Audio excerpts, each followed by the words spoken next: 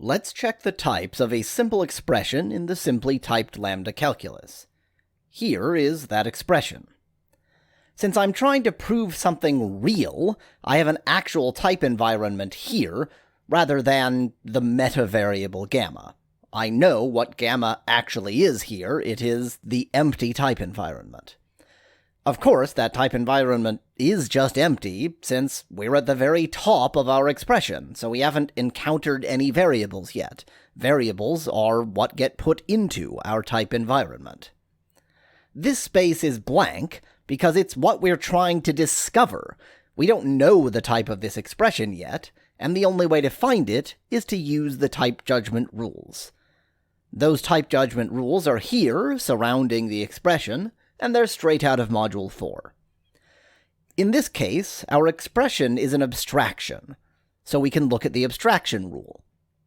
It says that an abstraction has type tau1 arrow tau2, where tau1 is just the argument type you've explicitly written down, and tau2 comes from the body of the abstraction. Well, we have the argument type of the abstraction, we wrote it down, so that type is easy.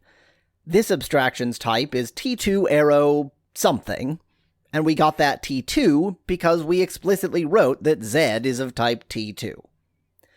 To get any further, we'll have to resolve the premise for the abstraction rule by judging the type of the body, which is this expression. Note the new type environment here. This comes from this part of the premise. We prepended z, the argument to the abstraction, to our existing type environment. Our existing type environment was just empty, so when we prepend z to it, we end up with only z in our type environment, only one type. Now we judge the body of the abstraction within that new environment, mapping z to t2. The body of the abstraction is an application, so we need the application rule. For it, we need to judge both the rator and the rand, using that same type environment with z in it. Let's start with the rator. For this expression, the rule for abstractions applies again, because it's an abstraction, so once again, we know that the type will be tau1 arrow something, and tau1 is just the declared type of the argument. So it's t1 arrow t2 arrow something. But note the parentheses here. This isn't a function that takes a t1 and returns a function which takes a t2. It's a function which takes as its argument a function, and that function in turn takes a t1 and returns a t2. We have to be careful with our parentheses whenever we're doing this kind of type judgment, so we don't forget the type of any subexpression. We're certainly not done yet. We need to judge the body of this abstraction. Once again, we've made a new type environment through the application of this part of the rule for abstractions. This time, we've prepended that the type of x is t1 arrow t2.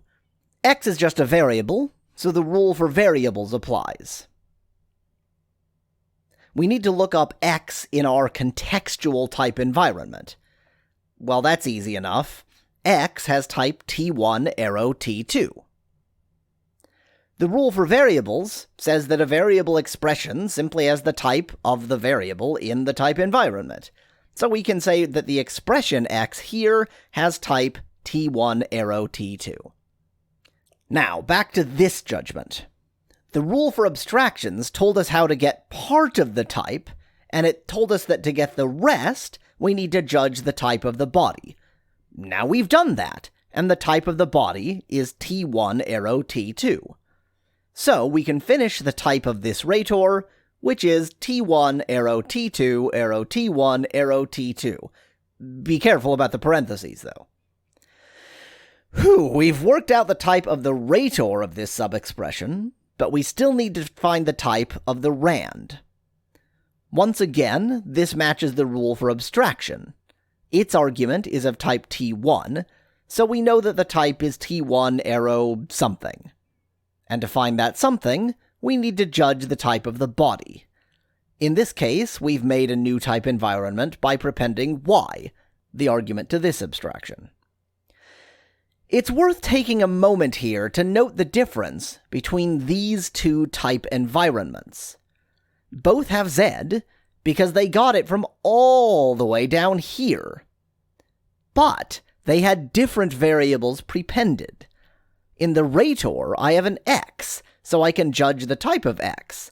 If I tried to judge the type of x in the rand, it would simply fail, because there is no x in the context, in the type environment, of the rand. And it should fail, since that would be an unbound variable. In the rand, we still have z, but we also have y in context. And of course, if I tried to judge the type of y in the rator, that would fail as well. This building of the type environment from our context is critical to why typing works in the first place, why our type judgment makes any sense. And that detail can easily be lost when you're only looking at the very abstract rules of typing an expression. When we actually apply them like this, you see how the type environment is completely contextual. But now, back to the type judgment. Again, we're typing a variable, so we look it up in the type environment.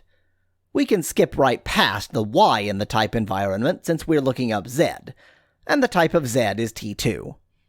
So the type of the expression z is t2.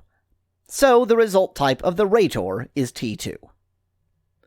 Now we can turn back to the rule for applications.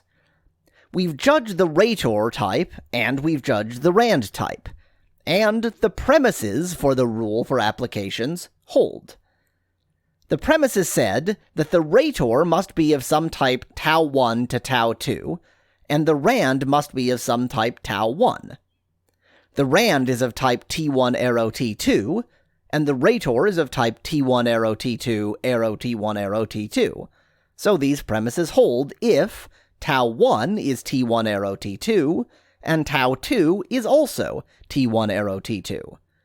The type of the abstraction itself is tau2, so we can finally fill that in here, given that tau2, we said, was t1 arrow t2.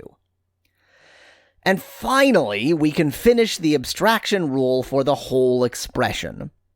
The result type is the type that we judged for the body, t1 arrow t2.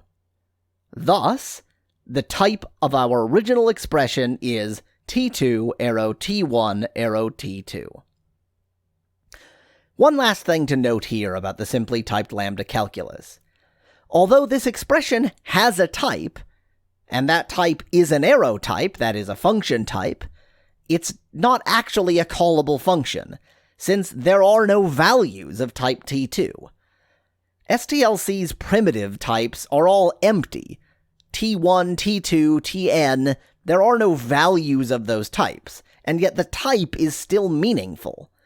Since abstractions are themselves values in STLC, that's fine. This expression isn't a callable function, but it's still a perfectly fine value, and that value is of type t2 arrow t1 arrow t2, even though we could never call it and we could never fill in that t2.